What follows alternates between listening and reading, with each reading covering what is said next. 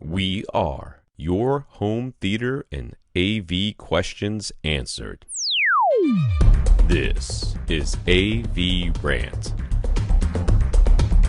Want your home theater or AV question answered by Tom and Rob? Send it to question@avrant.com. All right, Brian F. has sent us pictures and has questions. Brian has a small dedicated home theater, 13 feet long by 10 feet wide. I feel you, Brian. I'm not a whole lot bigger than that. He has installed 7 movie theater seats. That's cool. The first row is exactly 8 feet 11 inches from eyes to screen. Second row is exactly 12 feet 1 inch, eyes to screen. The screen is 110 inches, 16 by 9, acoustically transparent. He's running a 5.1 speaker setup, and now he wants to expand to 5.2.4 Atmos. All right, so he's got 2 rows, and he wants Atmos. Where should he install his 4 ceiling speakers? He has a stepped tray ceiling at the back of the room. I'd like to know how far back in the room. From the back wall, the lowest section of the ceiling comes into the room at 20 inches. Here we go. Then it steps up, comes into the room another 8 inches, then steps up again to the regular ceiling height. His back row of seats is right against the back wall.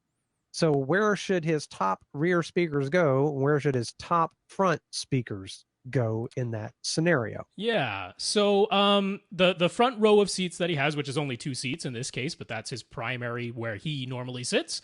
That's daddy's seat. That's right. So those are the ones we're going to care about most. And obviously, when that back row of seats is right up against the back wall, you don't have anywhere to put speakers that are behind the back row. So we're not going to concern ourselves too much about that. What we're going to do is try to adhere to Dolby's recommendations, which basically have you put the top front speakers somewhere in the range of 3 to 5 feet in front of your front seats. And that seems like it should be doable. That should be doable. Yeah, I don't know exactly what's going on with the regular height portion of his ceiling. You know, maybe he's got some can lights up there or AV ducts or, HVAC ducts or something like that. Right. But you should, somewhere in the realm of 3 to 5 feet in front of your front row of seats, have a place where you could put an in-ceiling speaker. So that's where I'd start for the top fronts. And then you want them very similar 3 to 5 feet behind your primary row of seats, which in his case means it's probably going to be in that all the way in the back, the rearmost portion of that soffit. Now that, like he said, that soffit at the very back there is 20 inches deep.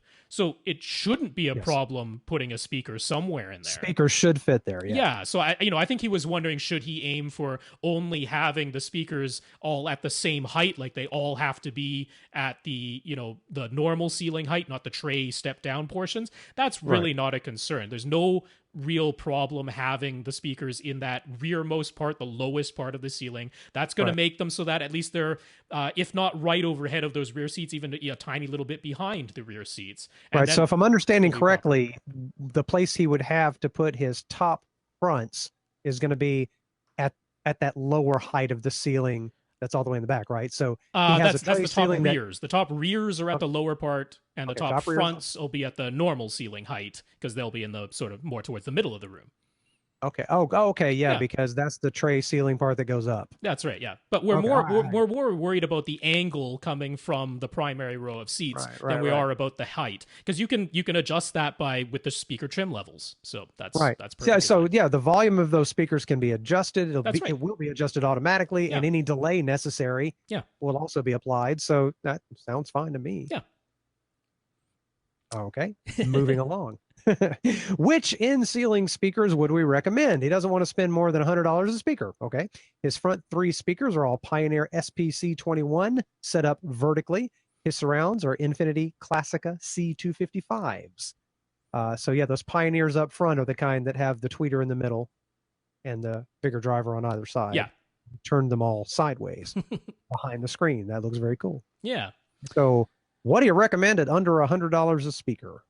Yeah, so honestly, I'm going to point you to Monoprice. I think that's the way to go on this. I don't see any reason to try and spend a pile of money for your in-ceiling speakers. Matching them up with the Pioneers and with these Infinities should not be a problem. So I'm going to have links for these ones, but specifically, I'd point you to the 6.5-inch diameter ones. I don't see any reason to go for the 8-inch diameter. That's also going to just be a little bit more challenging to put in that soffit anyway. And I'd go for their Caliber fiber line. So it's $47.99 per pair of in-ceiling speakers. So for under That's really good. under $100, you're getting both. But also, what I really like is that they have backer boxes for them.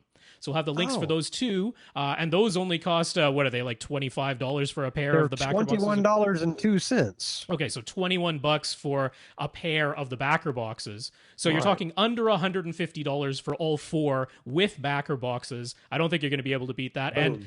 And by all accounts, these things sound completely decent, completely good. People are like blown away by them for how cheap they are. When you're using them as Atmos ceiling speakers, I have no worries about that at all. So that sounds fine. Yeah. And just anyone not watching this on video, these are basically they look like little coaxial car stereo speakers. That's right. Round. That looks perfect to me. Easy to fit up there too. For sure. All right, that's another good recommendation. Right now, he's using a single Snell 550 subwoofer that's centered on the front wall under his screen. Kind of got it inset in a little cabinet. He'd like to get a second subwoofer, but there's no room to put it anywhere on the back wall. The two front corners would be the most convenient locations. Would he still benefit from dual subs with that placement?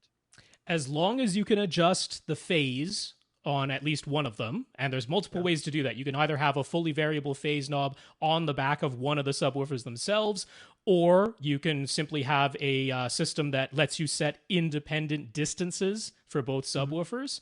If you don't have either of those things, you can add a mini DSP and do it that way for $100.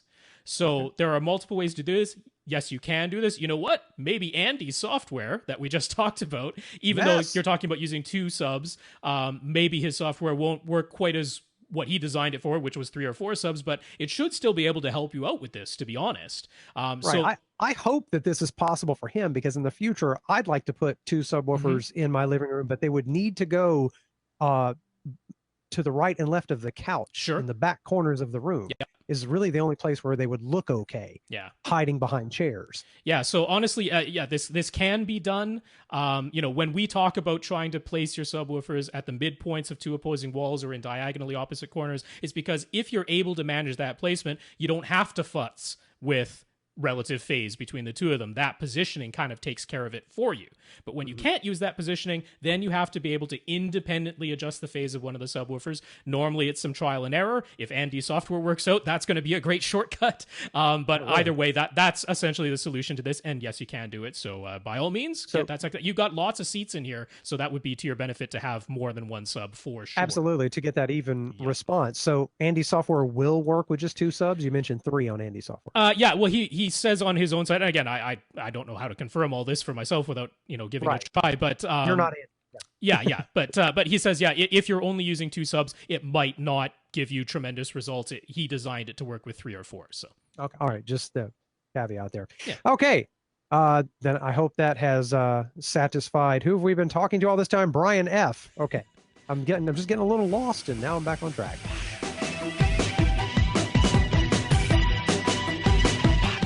Want your question answered? Send it to question@avrant.com.